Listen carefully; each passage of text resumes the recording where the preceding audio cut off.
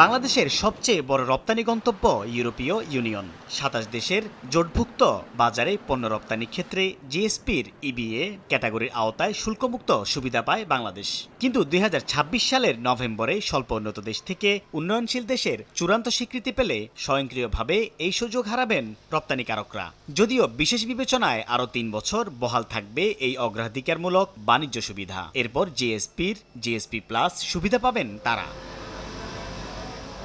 যোগবিয়োগের এমন সমীকরণের মধ্যেই সোমবার নারায়ণগঞ্জে পরিবেশ বান্ধব তৈরি পোশাক কারখানায় কর্মপরিবেশ পরিদর্শন করেন ইউরোপীয় ইউনিয়নের রাষ্ট্রদূত মাইকেল মিলার। এ সময় বাংলাদেশের উন্নয়ন অংশীদার হয়ে থাকার প্রতিশ্রুতি দিয়ে বিদ্যমান শ্রম আইনের সংশোধন করার পরামর্শ দেন তিনি। Stakeholders here in industry and the government of Bangladesh actually do a huge amount of work now, which starts with a comprehensive revision of the Bangladesh Labour Act, which we hope to see in the very near future, and we also encourage full transparency vis-à-vis the European Union in this regard.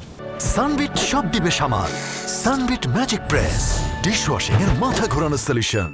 তবে NEET পোশাক রপ্তানিকারকদের শীর্ষ সংগঠন BKMEA বলছে, শুধু বাংলাদেশের শ্রম আইন সংশোধন করলেই হবে না। ইউরোপীয় ইউনিয়নের নতুন জিএসপি স্কিমের সেফগার্ড ধারা সংশোধন না করলে কোনো রকম বাণিজ্য সুবিধা পাবে না বাংলাদেশ। আর্টিকেল 29, যেটার কারণে আমাদের বাংলাদেশের গার্মেন্টস এবং অ্যাপারেল সেক্টরটা আসলে আমাদের জিএসপি প্লাসের আওতাভুক্ত হতে পারবে না। এটা আওতার বাইরে থাকবে যদি তারা কারেকশন না করে। এমন আশঙ্কার প্রেক্ষাপটে স্বল্প উন্নত দেশ থেকে উত্তরণে আরও অন্তত ৫ বছর সময় চায় সংগঠনটি। আমরা এই মুহূর্তে পজিশনে নেই যে আমরা ২৬ সালে গ্রাজুয়েশনে যাব, এটাও তাকে ইনফর্ম করা হয়েছে। এই ক্ষেত্রে বাংলাদেশ সরকার যদি এটাকে স্থগিত করে বা এক্সটেনশনের দেয়, সেই ক্ষেত্রে তাদের সহযোগিতা আমরা চেয়েছি। যদিও সময় ক্ষেপণের পক্ষে নয় অর্থনীতিবিদরা।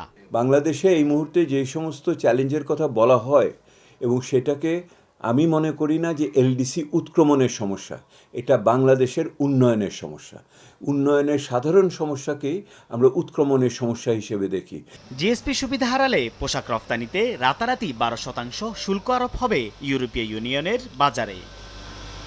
সাইফুল ইসলাম, সময় সংবাদ, ঢাকা।